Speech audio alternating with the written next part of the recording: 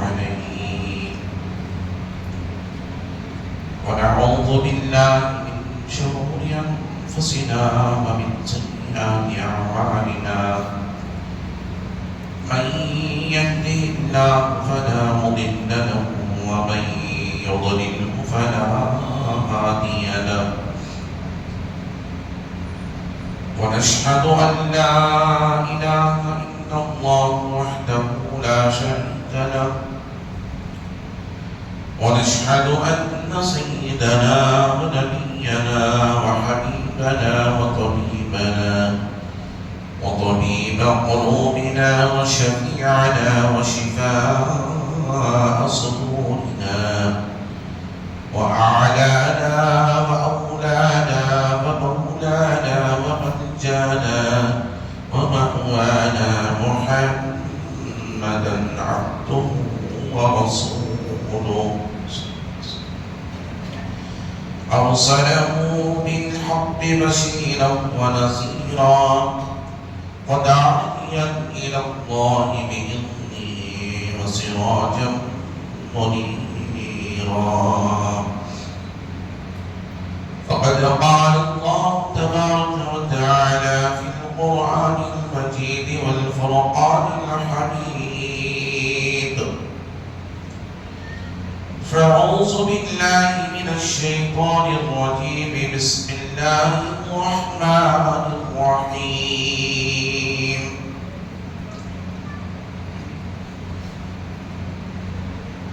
ولله على الناس حج البيت من استطاع إليه سبيلا.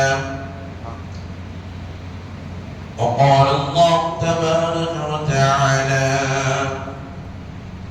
إن أول بيت وضع للناس للذي ببكة مباركا وهدى للعالمين فيه آيات بينات مقام إبراهيم ومن دخله كان آمنا.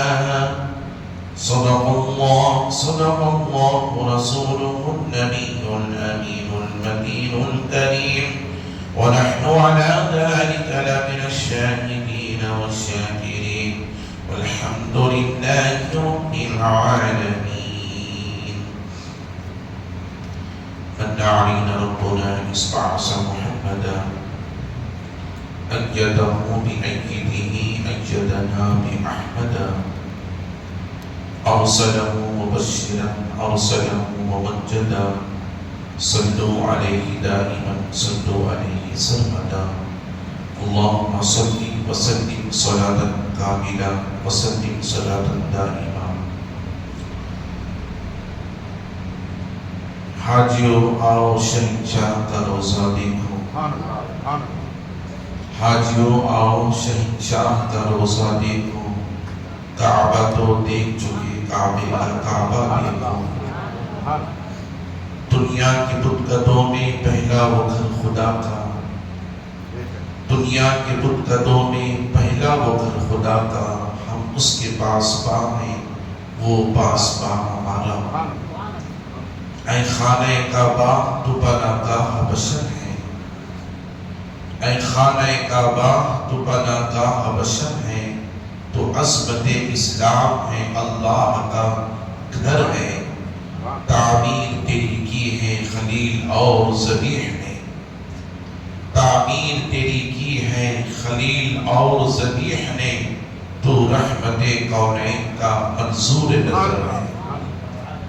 تو رحمت کونین کا منظور نظر ہے.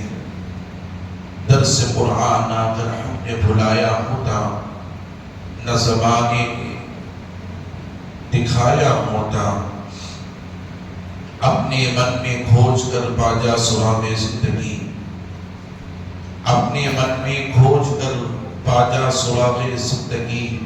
تو اگر غیر کا بندہ نہ بن اپنا تو بن. عزیزان محترم، معزز سامعین کرام، نوجوان ساتھیوں، عزیز بچوں، السلام علیکم ورحمۃ اللہ وبرکاتہ. خطبے کے بعد میں قرآن مقدس کی اس جن آیتوں کی تلاوت کا شرف حاصل کیا ہے اسے اپنا موضوع سخن بنانے سے قبل آئیں ہم اور آپ مل کر سب سے پہلے گنبد خضرا کے حکیم سراج السالکین انیس العارفین رحمت للعالمین مکے کے سردار مدینہ کے تاجدار دائم حلیمہ کے پیارے بے سہاروں کے سہارے نبی محترم رسول مکرم نور مجسم آفتاب رسالت ماہتاب نبوت کونین کی زینت غم اسار امت صاحب جود و عطا ہم غریبوں کے آقا و مولا حضور سید عالم احمد مجتبی جناب محمد رسول اللہ صلی اللہ تعالی علیہ وسلم کی مقدس ذات بابرکات کی بارگاہ میں عقیدتاً محبتاً ہدیہ درود شریف پیش فرمائیں. پڑھیں اللہم صلی علی سیدنا محمد وعلی آل سیدنا محمد مبارک وسلم صلاۃ و سلام علیک یا رسول اللہ. نبی اور آل نبی کی بارگاہ میں ایک مرتبہ محبت انداز میں صلی اللہ علی النبی الامی وآلہ صلی اللہ علیہ وسلم صلاۃ و سلام علیک یا نبی اللہ.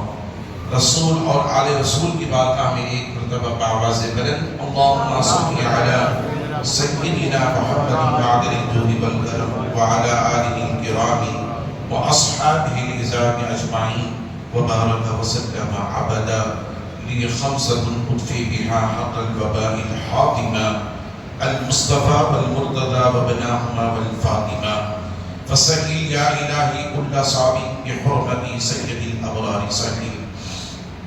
اللہ تبارک و تعالی عز و جل کا بے پایہ فضل و کرم ہے جس نے ہمیں اور آپ اس کے پیارے حبیب دانائے محمد صلی اللہ علیہ وسلم کی امت میں پیدا فرما کر اس کی عظیم جو مدد مبارکہ کی عبادت کی طرف ہمیں راغب فرمایا اور اس کے گھر میں داخل ہو کر جمعہ کی عظیم عبادت کے ادا کرنے کا شرف عطا فرمایا. لاکھوں کروڑوں درود و سلام اس کے آخری پیارے رسول علیہ السلام کی مقدس ذات بابرکات پر جن کی خاطر اللہ رب العزت نے تمام کائنات کا وجود بخشا.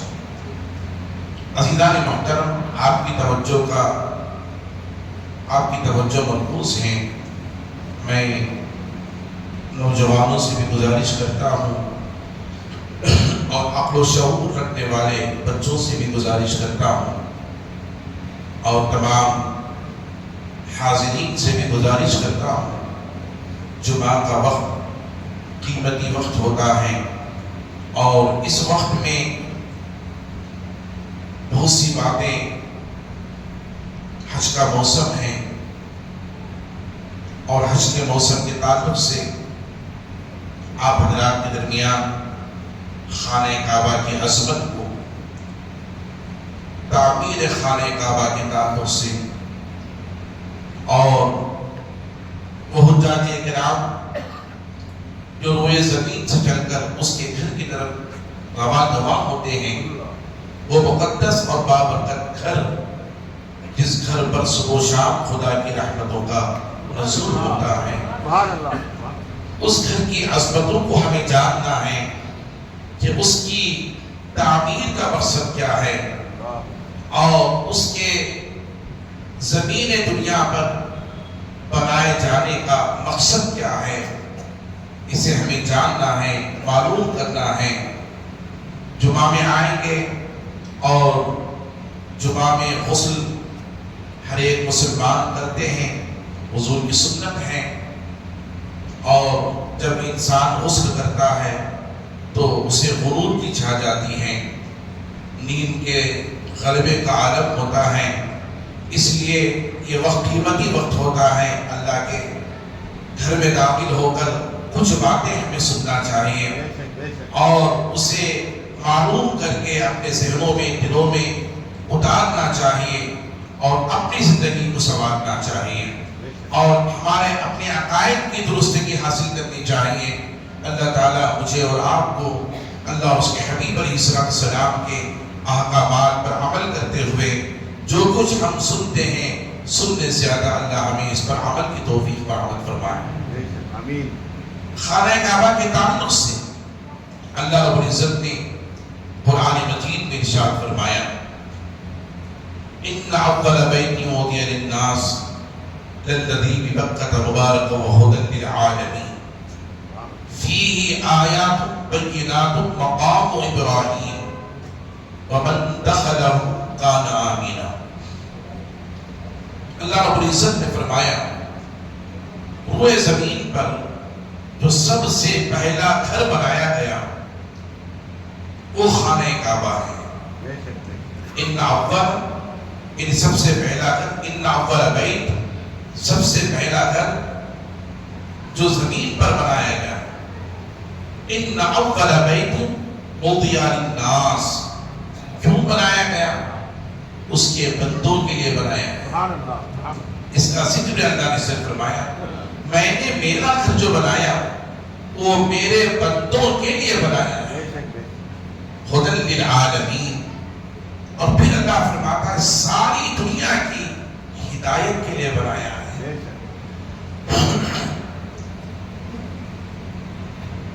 ہدی للعالمین، ساری دنیا کی ہدایت کے لیے بنایا۔ فی آیات بینات، اور اللہ نے اس کے اندر آیتوں کو رکھا ہے، مقدس نشانیوں کو رکھا ہے۔ پھر اس میں جو سب سے بڑی نشانی ہے اللہ فرماتا ہے اور نشانیوں کا ذکر نہیں فرمایا، ایک نشانی کا ذکر فرمایا۔ اللہ تعالیٰ فرماتا ہے فی آیات بینات، میں نے اس میں نشانیوں کو رکھا ہے، مگر ان میں جو سب سے بڑی نشانی ہے مقام ابراہیم۔ اللہ فرماتا میں نے مقام ابراہیم کو رکھا ہے۔ کیا رکھا ہے؟ مقام ابراہیم کو رکھا ہے۔ پھر اللہ تعالیٰ فرماتا ہے فی آیات بینات مقام ابراہیم ومن دخلہ کان آمنا، اور اس میں جو داخل ہو گیا وہ امن و سلامتی کو حاصل کر لیا اور اللہ کے امن اور اللہ کی رحمتوں کو اس نے حاصل فرمایا۔ اب توجہ سے سنیں، ان اول بیت وضع للناس للذی ببکۃ مبارکا وہدی للعالمین، اللہ نے جو ہدایت ساری دنیا کے اور انسانوں کے لیے ہدایت کا مرکز بنایا، وہ جو گھر بنایا، اللہ فرماتا وہ گھر میں نے برکت والا گھر بنایا ہے۔ کیا بنایا ہے؟ برکت والا گھر بنایا ہے۔ اللہ غنی، وہ گھر برکت والا گھر ہے۔ زمین دنیا پر یاد رکھ لیں کسی گھر کا وجود ہی نہیں تھا، صرف زمین ہی زمین تھی۔ سب سے پہلا جو گھر بنایا گیا وہ اللہ کا گھر خانہ کعبہ بیت اللہ شریف بنایا گیا۔ اسی لیے علامہ اقبال نے فرمایا، کیا خوب فرماتے ہیں، اس آیت کی ترجمانی کرتے ہوئے فرماتے ہیں دنیا کے بتکدوں میں پہلا وہ گھر خدا کا۔ علامہ اقبال فرماتے ہیں دنیا کے بتکدوں میں پہلا وہ گھر خدا کا، ہم اس کے پاس با ہیں وہ پاس با ہمارا۔ ہم اس کے پاس با ہیں وہ پاس با ہمارا۔ وہ ایسا مقدس گھر ہے، بابرکت گھر ہے، جس گھر میں، جس دھرتی پر، جس مقام پر اللہ نے اس کے محبوب کو جلوہ گر فرمایا۔ اس کے محبوب پیدا ہوئے بھی تو خانہ کعبہ کی دھرتی پر، مکہ المکرمہ کی سرزمین پر، جس گھر کو اللہ نے عالمین کی ہدایت کے مرکز کے لیے بنایا، انسانوں کے لیے بنایا، اور برکت والا رحمت والا گھر بنایا، جہاں اللہ نے اپنے مقدس نشانیوں کو رکھی ہیں، جہاں سب سے بڑی نشانی مقام ابراہیم ہے۔ یہ سب سے بڑی نشانی مقام ابراہیم کیوں بن گیا؟ سب سے بڑی نشانی مقام ابراہیم کیوں بن گیا؟ اس پر توجہ مرکوز ہے۔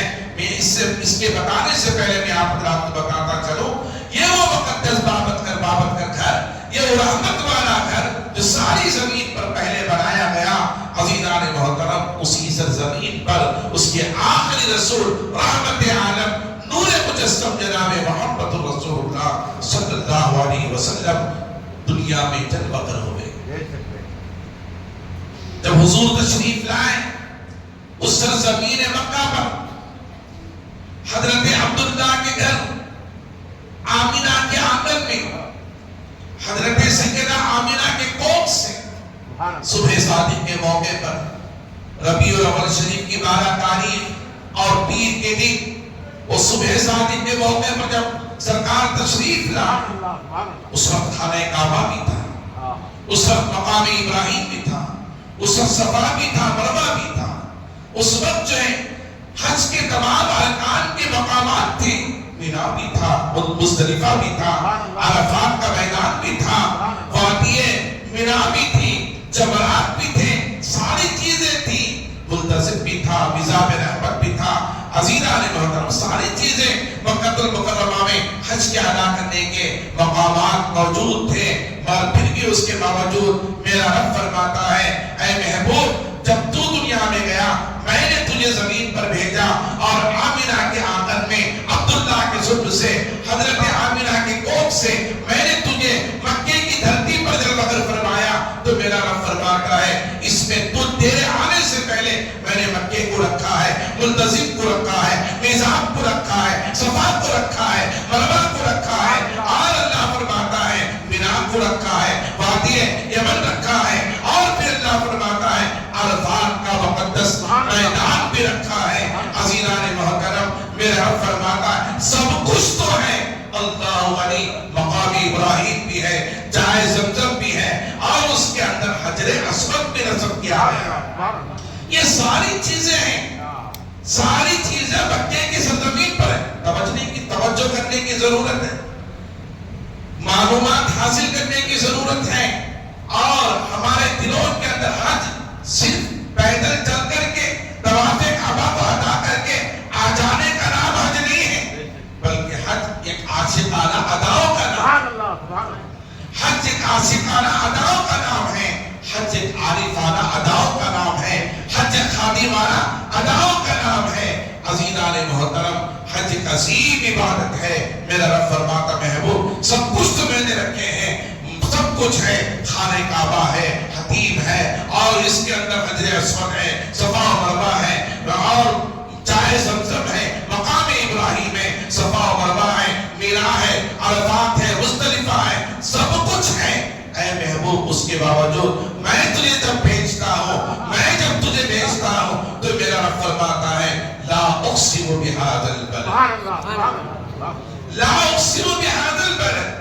یہ قرآن کی آیت ہے، میں حدیث نہیں پڑھ رہا، اللہ کے کلام کی تلاوت کر رہا ہوں۔ میرا رب فرماتا ہے محبوب سب کچھ تو ہے، سب کچھ تو ہے، مگر اس کے باوجود اے محبوب میں تجھے بتاتا چلوں لا اقسم بهذا البلد وانت حل بهذا البلد۔ اللہ فرماتا ہے قسم ہے شہر مکہ کی، اللہ فرماتا ہے محبوب قسم ہے شہر مکہ کی۔ اللہ علیہ اللہ نے شہر مکہ کی قسم کیوں کھائی؟ اللہ نے شہر مکہ کی قسم کیوں کھائی؟ قرآن سے پوچھو، میرے رب سے پوچھو مولا تو نے میرے شہر کی قسم کھائی ہے، اس کی وجہ کیا ہے؟ میرا رب فرماتا ہے اے محبوب میں نے قسم اس لیے کھائی لا اقسم بهذا البلد، قسم ہے شہر مکہ کی، وانت حل بهذا البلد، اس لیے کہ اس شہر میں تو رہتا ہے۔ کہتے سبحان اللہ۔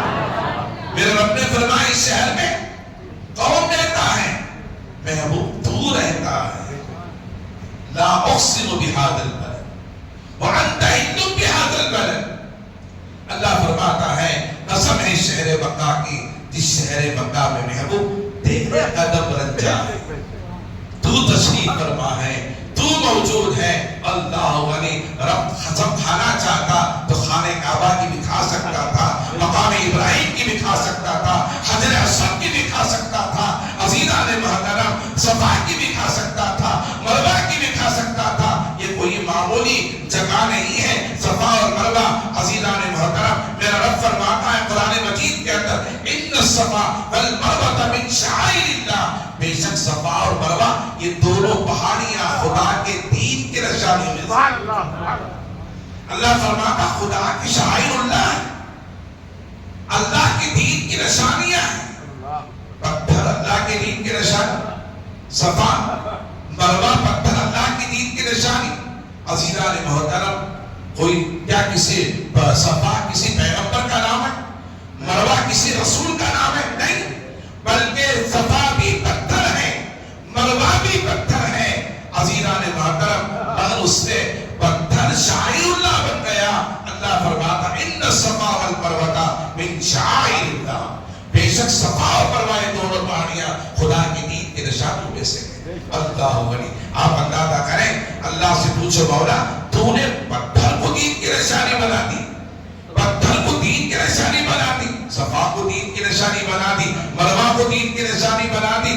کچھ پتھر ایسے ہیں مولا تو نکال رہا ہے، کچھ پتھر ایسے ہیں جو تو نکالنے کا حکم دے رہا ہے، کچھ پتھر ایسے ہیں جن پر کھڑے ہونے کا حکم دے رہا ہے.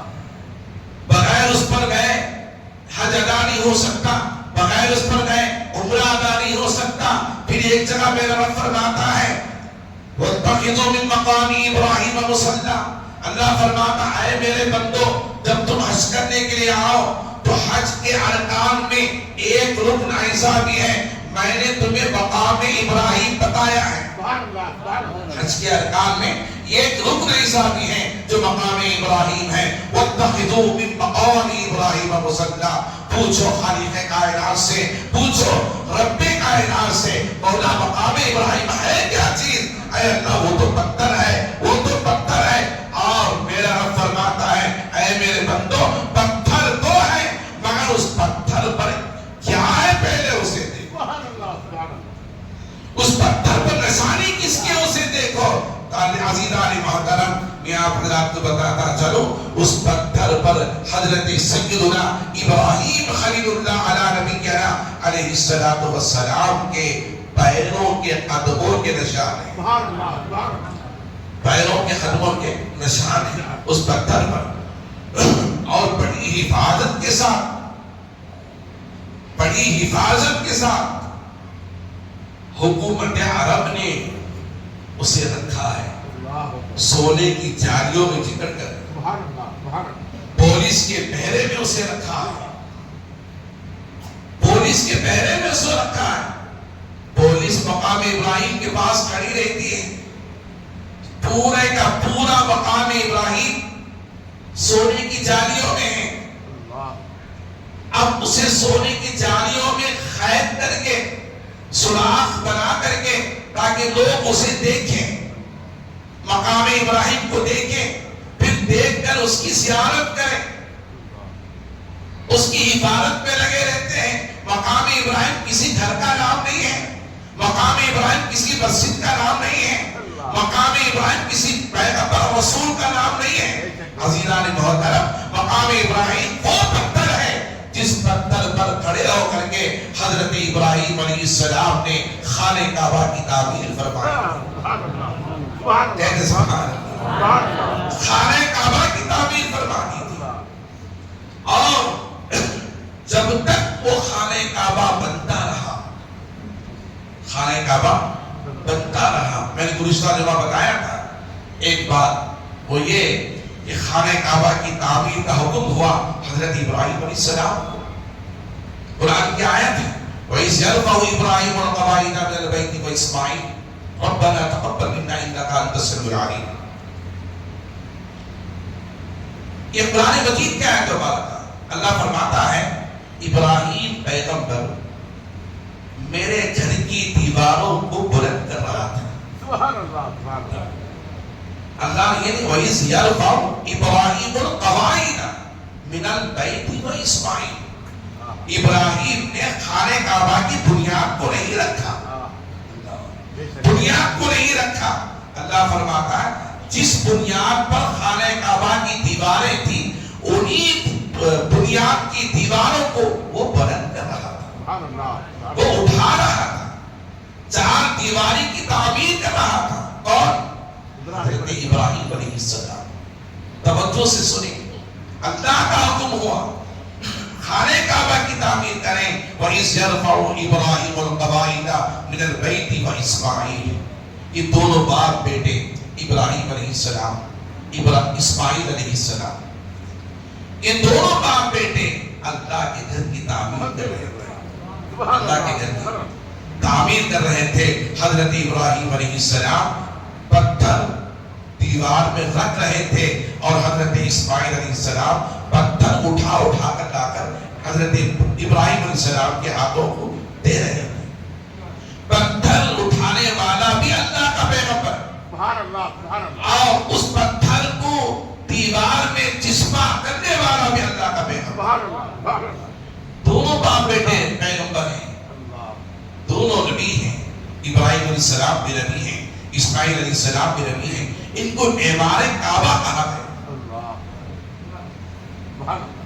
کعبے کی بنا رکھنے والے، کعبے کو بنانے والے، کعبے کی دیواروں کو بلند کرنے والے، کعبے کی دیواروں کو اٹھانے والے۔ وَإِذْ يَرْفَعُ إِبْرَاهِيمُ الْقَوَاعِدَ مِنَ الْبَيْتِ وَإِسْمَاعِيلُ، اللہ فرماتا ہے ابراہیم اور اسماعیل پیغمبر یہ دونوں میرے گھر کی دیواروں کو کیا کر رہے تھے؟ بنا رہے تھے، بلند کر رہے تھے، اٹھا رہے تھے۔ رب نے یہ نہیں فرمایا ابراہیم و اسماعیل خانہ کعبہ کی بنیاد رکھ رہے تھے، یہ نہیں فرمایا، بلکہ فرمایا یہ دونوں جس بنیاد پر میرا مقدس گھر تھا اس کی دیواروں کو بلند کر رہے تھے۔ جب بنا چکے اب دیکھیں اس کے اندر توجہ کی ضرورت ہے۔ جس پتھر پر کھڑے ہو کر حضرت ابراہیم علیہ السلام خانہ کعبہ کو بنا رہے تھے، آپ جا کر دیکھیں کتنی اونچائی پر خانہ کعبہ ہے، کتنی اونچائی پر ہے۔ انسان جب خانہ کعبہ پر جب کے قریب جاتا ہے تو اسے اپنے سر کو اٹھا کر دیکھنا پڑتا ہے، خانہ کعبہ کی کو دیکھنا پڑتا سر کو اٹھا کر، اتنی اونچائی پر خانہ کعبہ، اس کی لمبائی، اس کی چوڑائی، اس کی وسعت، بندہ ایک طواف کرتا ہے تو تھک جاتا ہے۔ مگر یاد رکھ لیں ہم یہاں تھوڑی دیر چل کر جائیں، تھوڑی دیر چل کر جائیں تو ہمارے پیر تھک جاتے ہیں، مگر رب کا وہ رحمت والا گھر ہے، وہ برکت والا گھر ہے، وہ عظمت والا گھر ہے۔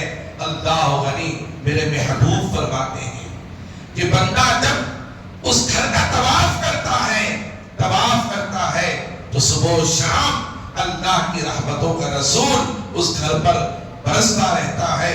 تو اللہ کے گھر پر جو خدا کے رحمتوں کا نزول ہوتا ہے اس کی برکتیں، اس کے چھینٹے اس بندے مومن پر بھی پڑتے ہیں جو طواف کعبہ میں لگا رہتا ہے۔ بندہ دیوانگی میں دیوانہ بہار وہ طواف کرتا رہتا ہے، اسے پتا نہیں کہ کبھی کبھی ایسا بھی ہوتا وہ اس نے کتنے چکر لگا لیے، اس نے کس نے طواف کر لیے۔ مطاف سے سفر شروع ہوتا ہے جہاں مقام ابراہیم کے نشان، جہاں حجر اسود کی نشانی ہے، وہاں سے طواف شروع ہوتا ہے۔ عزیزان محترم طواف کرتا ہے، ایک دیوان کی ہے انسان کے اندر، دو چادروں کو پہن کر کے، دو احرام جسے ہم کہتے ہیں، ایک چادر جو ہے وہ کمبر کے اوپر ہوتی کندھوں پر، ایک چادر کمبر کے نیچے ہوتی ہے ٹخنوں کے نیچے تک۔ عزیزان محترم یہ دو چادریں پہن کر دیوانہ وار بندہ طواف کعبہ کر رہا ہے، اسے پتا نہیں کہ وہ کیا کر رہا ہے، وہ ہوش میں نہیں ہے، دیوانہ بن چکا ہے، وہ دیوانہ بن کر کے رب کے گھر کا طواف کر رہا ہے، اسے پتا نہیں چلتا وہ کتنے چکر لگا لیا ہے، کتنے قدم رکھ چکا ہے۔ عزیزان محترم وہ تھکتا نہیں ہے، اس لیے کہ خدا کے رحمتوں کے جلوں میں رہتا ہے، خدا کے رحمتوں کے جلوں میں رہتا ہے، وہ مقدس گھر میں رہتا ہے، وہ مبارک گھر میں رہتا ہے۔ میرا رب فرماتا ومن دخلہ کان آمنا، میرا رب فرماتا جو اس میں داخل ہوا وہ امن کے دائرے میں داخل ہوا۔ درود شریف پڑھیں، اللہم صلی علی سیدنا محمد وعلی آل سیدنا محمد وبارک وسلم، صلاۃ و سلام علیک یا رسول اللہ صلی اللہ علیہ وسلم۔ عزیزان محترم حج اس کے محبوب بندوں کے اداؤں کا نام ہے۔ اس کے تعلق سے میں کل آپ حضرات کے سامنے، آئندہ جمعہ میں آپ حضرات کے سامنے اس کی تفصیل رکھوں گا۔ مجھے آج یہ بتانا ہے جس گھر کی تعمیر کر رہے تھے حضرت ابراہیم علیہ السلام، وہ گھر طوفان نوح کے موقع پر جو وہ کیا ہو چکا تھا، ڈھل چکا تھا، اس کی دیواریں منہدم ہو چکی تھی اور نظر نہیں آ رہا تھا کہ خانہ کعبہ کہاں ہے۔ خود حضرت ابراہیم علیہ السلام کو پتا نہیں تھا، اسماعیل علیہ السلام کو پتا نہیں تھا۔ اللہ کا حکم آیا ابراہیم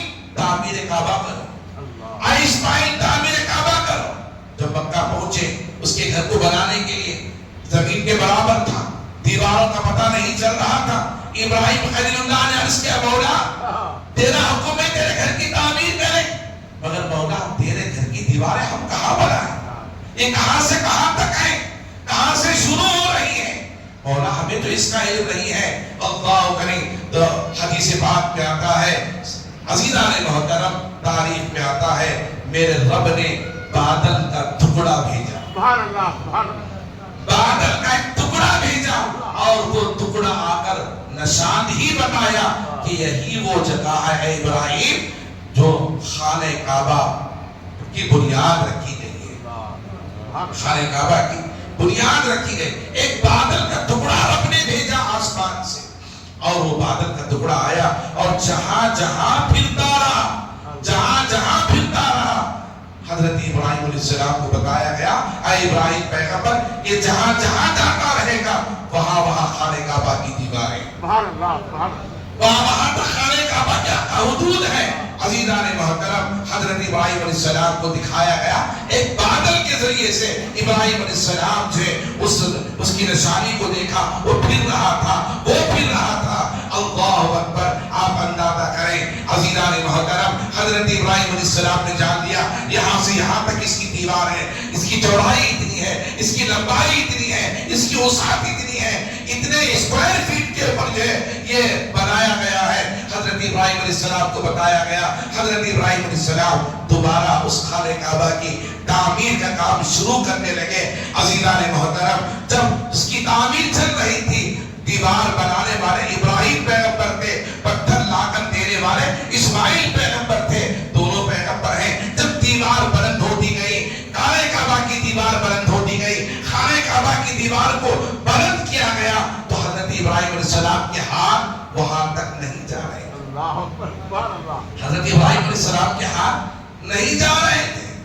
اللہ علیہ. تو حضرت ابراہیم علیہ السلام ایک پتھر لیا، ایک پتھر لیا، اس پتھر پر کھڑے ہو گئے. سبحان اللہ سبحان وہ پتھر بڑا چوڑا اونچا اور جو موٹا تازہ نہیں تھا، وہ چھوٹا سا پتھر تھا. کیا تھا؟ اللہ. وہ چھوٹا سا پتھر تھا. عزیزان محترم میں آپ حضرات کو بتاتا چلوں اس پتھر پر کھڑے ہو گئے حضرت ابراہیم علیہ السلام. سبحان اللہ سبحان اللہ. سنیں توجہ سے سنیں. چھوٹا سا پتھر ہے، اس پتھر پر ابراہیم پیغمبر کھڑے ہو گئے. کس کام کے لیے؟ بولے کس کام کے لیے؟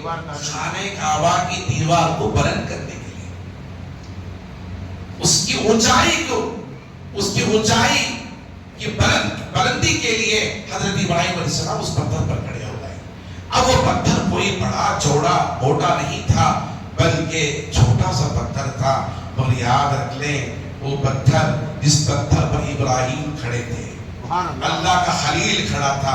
اسی بات پر میں توجہ دلانا چاہتا ہوں نوجوانوں، اسی بات پر میں توجہ دلانا چاہتا ہوں. آپ کی توجہ مرکوز ہے، آپ کی توجہ کی ضرورت ہے.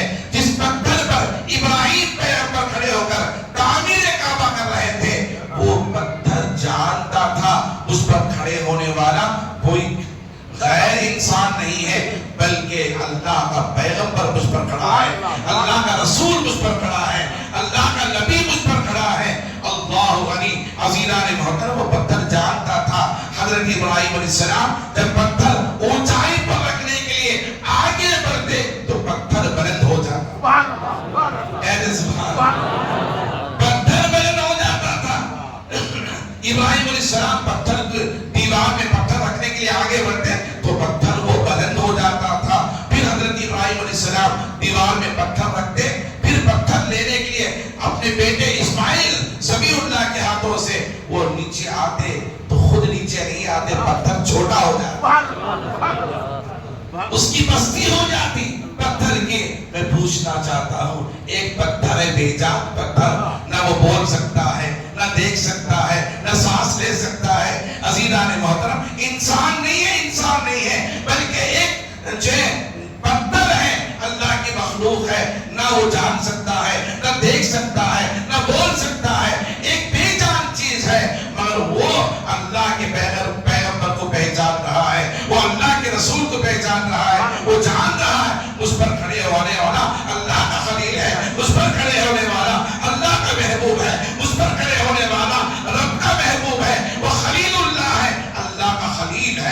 وہ پیغمبر ہے، رسول ہے، نبی ہے، وہ جانتا۔ میں آپ سے پوچھنا چاہتا ہوں، ایک بے جان پتھر وہ پیغمبر کو پہچانتا ہے، ایک بے جان پتھر وہ رسول کو پہچانتا ہے، وہ ایک بے جان پتھر وہ اللہ کے خلیل کو پہچانتا ہے، ہم انسان ہو کر اس کے محبوب کو نہ پہچانے؟ ہم انسان ہو کر اس کے محبوب کو نہ پہچانے؟ عزیزان محترم، ہم انسان ہمیں اللہ نے بنایا، لقد کرمنا بنی آدم، اللہ نے فرمایا اے انسان میں نے تجھے نوع انسانی بنا کر ساری 18,000 مخلوقات پر فوقیت عطا فرمائی، تجھے حاکم بنایا، تجھے مکرم بنایا، تجھے شرف عطا فرمایا۔ عزیزان محترم، توجہ کی ضرورت ہے، ایک پتھر ہے مگر انسان ساری مخلوق میں اشرف المخلوقات کہلایا۔ لقد کرمنا بنی آدم کا تاج اللہ نے انسان کے سر پر پہنایا، انسان کو مکرم بنایا۔ اس کے باوجود عزیزان محترم، یہ کس کا صدقہ ہے، یہ کس کا کرم ہے، یہ کس کا صدقہ ہے، توسل ہے کہ انسان کو اشرف المخلوقات بنایا، انسان کو لقد کرمنا بنی آدم کا تاج پہنایا۔ عزیزان محترم، میرا رب جانتا تھا کہ ایک دور ایسا آئے گا سارے نبی دنیا سے فوت کر جائیں گے، دنیا سے ان کا دور ختم ہو جائے گا، ان کی رسالت کو اٹھا لیا جائے گا اور ان کے قوانین و ضوابط اور ان کی شریعتوں کو اٹھا لیا جائے گا۔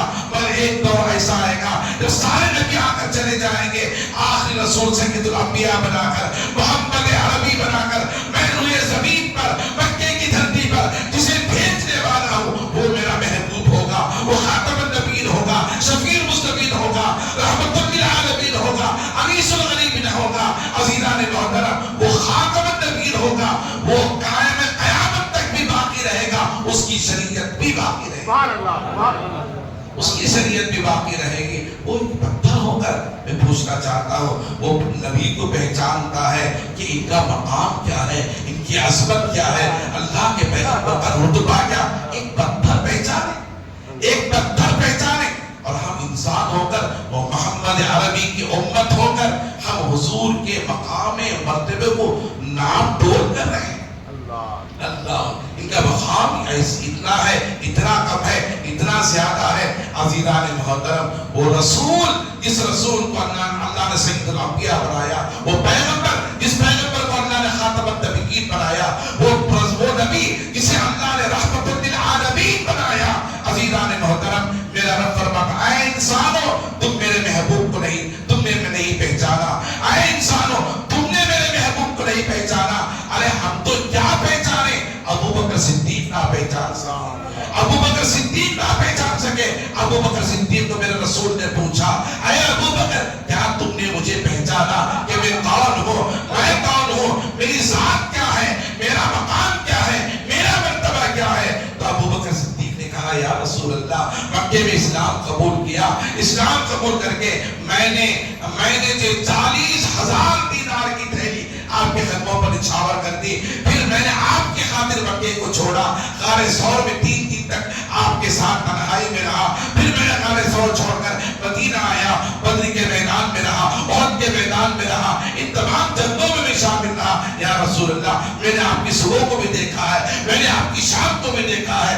اللہ غنی، صدیق اکبر نے کہا یا رسول اللہ، آپ مجھے پوچھتے ہیں کہ اے ابو بکر کیا تم نے مجھے پہچانا؟ تو اللہ غنی حدیث پاک میں آتا ہے، ابو بکر نے کہا یا رسول اللہ، میں نہیں پہچانوں گا تو اور کون پہچانے گا، میں نہیں پہچانوں گا تو اور کون پہچانے گا؟ اللہ غنی، میرے رسول نے فرمایا، میرے محبوب نے فرمایا، اے ابو بکر سن، میرے رب کی عزت کی قسم، میرے مقام و مرتبے کو میرے رب کے علاوہ کوئی نہیں جان سکتا۔ کہتے سبحان اللہ، میرے مقام و مرتبے کو میرے رب کے علاوہ کوئی نہیں جان سکتا۔ جب ابو بکر نہیں جان سکے تو ہماری مثال کیا ہے کہ ہم نام تول کرتے رہیں کہ حضور کا مقام کیا ہے، اتنا ہے، اتنا زیادہ، اتنا کم۔ نعوذ باللہ من ذالک، میرا رب فرماتا ہے وَرَفَعْنَا لَكَ ذِکْرَکَ، اے محبوب وَرَفَعْنَا لَكَ ذِکْرَکَ، جب سے تجھے بنایا گیا ہے میں تیرے ذکر کو بلند کرتا جا رہا، کوئی گھٹا نہیں سکتا، جو گھٹانے کی کوشش کرے گا وہ خود گھٹ جائے گا، وہ خود گھٹ جائے گا، جو اس لیے کہ تجھے میں نے بنایا ہے۔ تیرے ذکر کو میں نے بلند کیا ہے وَرَفَعْنَا لَكَ ذِكْرَكَ اللہ غنی وہی پتھر ہے جس پتھر پر کھڑے ہو کر ابراہیم خلیل اللہ نے تعمیر کی جب مکمل خانہ کعبہ کی تعمیر ہو گئی مکمل خانہ کعبہ کی تعمیر ہو گئی تو اللہ نے فرمایا وَلِلَّهِ عَلَى النَّاسِ حِجُّ الْبَيْتِ مَنِ اسْتَطَاعَ إِلَيْهِ سَبِيلًا اللہ فرماتا ہے اللہ نے جن کو استطاعت دے رکھی ہے وہ اللہ کے گھر تک چل کر اللہ کے لیے حج کے ارکان کو ادا کرے پھر اللہ نے فرمایا وَأَذِّن فِي النَّاسِ بِالْحَجِّ يَأْتُوكَ رِجَالًا قرآن کی آیت مبارک وَأَذِّن فِي النَّاسِ بِالْحَجِّ يَأْتُوكَ رِجَالًا عزیزان محترم جمعہ کا موقع آتا ہے ادھر ادھر کی باتیں کر کے چلا جانا یہ کوئی کمال کا کام نہیں ہے بلکہ ان چیزوں کو لوگوں کے نوجوانوں کے ذہنوں میں ڈالنا جو حقائق کے پر مبنی ہے عزیزان محترم یہ اصل چیز ہوتی ہے یہ کمال کی چیز ہوتی ہے خانہ کعبہ کی عظمتوں کو جاننے کی کوشش کریں میرے رب نے فرمایا وَأَذِّن فِي النَّاسِ بِالْحَجِّ يَأْتُوكَ رِجَالًا قرآن کہتا ہے اے ابراہیم تو نے خانہ کعبہ کو تو بنا دیا اب اس کے حج کے ادا کرنے کے لیے کھڑے ہو کر کے اعلان کر دو اعلان کر دو اللہ کیا اعلان کرو اے اللہ کے بندو آؤ وَلِلَّهِ عَلَى النَّاسِ حِجُّ الْبَيْتِ مَنِ اسْتَطَاعَ إِلَيْهِ سَبِيلًا جن کو اللہ نے استطاعت دے رکھی وہ چل کر اللہ کے گھر کا حج کریں طواف کریں خانہ کعبہ کے پاس آئیں حج کے ارکان کو ادا کریں احرام باندھے طواف کعبہ کریں مقام ابراہیم پر نماز پڑھیں چائے زمزم کو نوش فرمائیں صفا و مروہ کی صحیح کریں پھر مینا کی وادی میں جائیں ظہر پڑھیں عصر پڑھیں مغرب پڑھیں عشاء پڑھیں پھر فجر کی نماز پڑھیں پھر وہاں سے نکل کر کے عرفات کے میدان کو پہنچیں پھر وہاں ظہر تک پہنچ کر کے حاجی حج کے ارکان ادا کرنے کے لیے عرفات کے میدان میں پہنچتا ہے پھر وہ کب تک رہتا ہے وہ دیر صبح سے لے کر ظہر کی نماز سے لے کر صرف وہ عصر تک رہتا ہے 9 ذی الحجہ پھر وہاں سے نکل کر کے عصر کی نماز پڑھ کر مغرب کی نماز تک رب کا حکم ہے یہاں تم ٹھہرے رہو یہاں تم ٹھہرے رہو پھر اللہ کا حکم ہوتا ہے پھر یہاں سے نکل کر آذان بھی ہو جائے مغرب کی وہاں نماز نہیں پڑھنا عزیزان محترم پھر کہاں چلے جانا اس میدان میں چلے جانا مزدلفہ میں چلے جانا مزدلفہ میں جا کر کے مغرب اور عشاء کے آذان دونوں ایک ساتھ سبحان اللہ مغرب اور عشاء کی نماز دونوں ایک ساتھ پڑھنا مغرب کا وقت مکمل ختم ہو چکا ہے بندہ پہنچتے مزدلفہ میں وہ شام ہو جاتی ہے حتیٰ کہ 10 بج جاتے ہیں 11 بج جاتے ہیں 12 بج جاتے ہیں 1 بج جاتے ہیں 2 بج جاتے ہیں میرا رب فرماتا تم جس وقت بھی پڑھو مگر مغرب کی نماز عرفات پہ نہ پڑھنا اس لیے کہ میرا محبوب نے مزدلفہ میں مغرب ادا کیا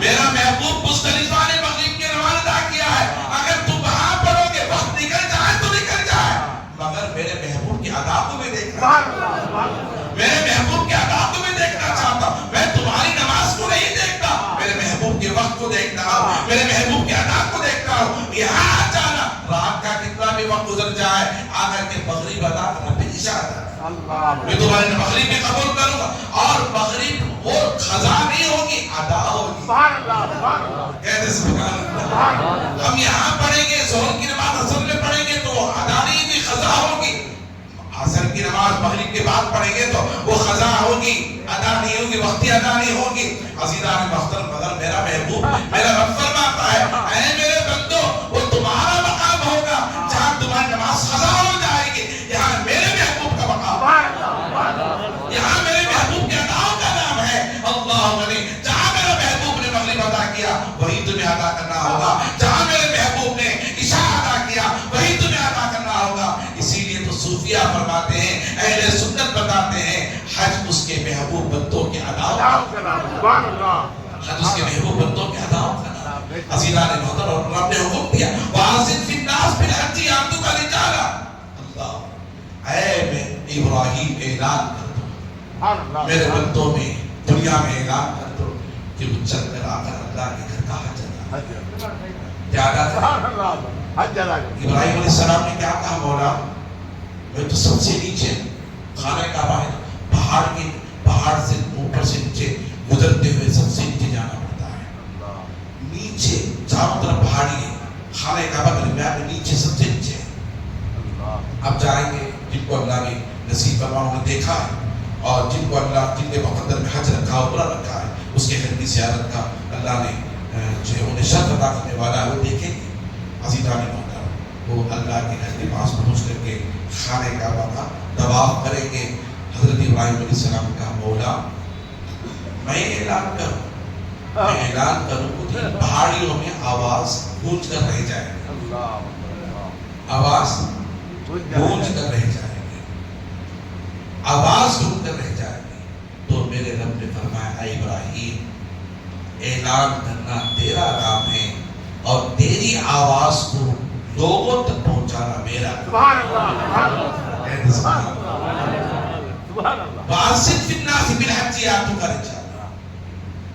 انشاءاللہ تعالی یہاں سے میرے موضوع کو آئندہ جمعہ آپ حضرات کے لیے چھوڑتا ہوں. آپ حضرات آئندہ جمعہ آئیں اور اس موضوع کو کنٹینیو کرنے کی کوشش کریں, سننے کی کوشش کریں. انشاءاللہ تعالی آپ کو پتہ چلے گا کہ حج کے ارکان ہمیں کس طرح ادا کرنا ہے, حج کا کیا ارکان کیا ہے, اس کے مقامات کیا ہیں, اس کی برکتیں کیا ہیں, اس کی فضیلتیں کیا ہیں. اللہ تعالیٰ مجھے اور آپ کو نیکی کی توفیق عطا فرمائے اور اللہ ہر مسلمان کی زندگی کی حفاظت فرمائے. وآخر دعوانا